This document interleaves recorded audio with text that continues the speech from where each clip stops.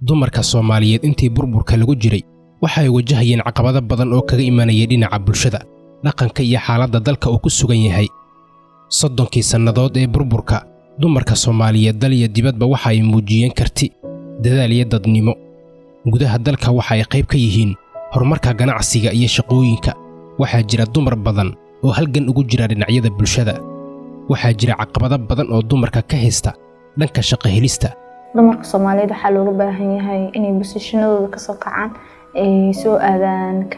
waaqica xaliyan wadanka ka jira wuxuu dhaxyaala magaalada dhaxyaala لازم إنه رؤساء تهاي أو مجتمع على قاعدة واي صح رموا مرقر كود وصوق لا هاي gender balance إنه سنجرين دين عشق الدنك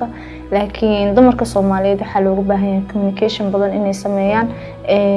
إن وحياة بقر كود حرفضان أي سميستان أي سنكشوا من شقوين ضد قبلها حرفضها سؤال فوقي الأوليين sababtoo ah waagii hore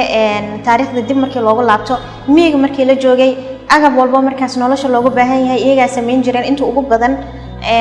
xataa guriga xataa yani mundulka xataa iyaga dhisi jireen marka xirfadaha gacmaha lagu qabto gabdhaha aad ay ugu badan yihiin aadna way ugu fiican yihiin okay shaqooyinka kale ee xafiisyada oo formalka ah door fiican way ku leeyihiin markii loo fiiriyo waagii hore laakiin wili waxaan rajaynayaa inay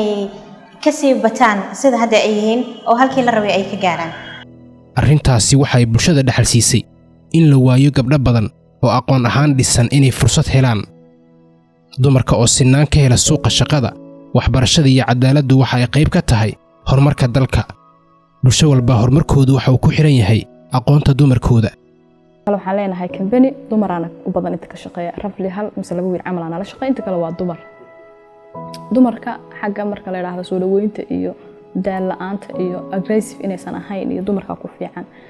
sidoo kale hadda waxa aad u shaqaaleysiyo dumarka walibana aad u maamusay inta badan hadda aan ku arkaa Salaama Bank iyo Hormuud waa aragta markaad booqatid waxay haystaan meel u gaar ah markaad meesha tagtid gabdhaad u tagaysaa kaliya ragga dhex galimaysid feelna la galimaysid marka waa ku amaanaya waan ku mahadsan yihiin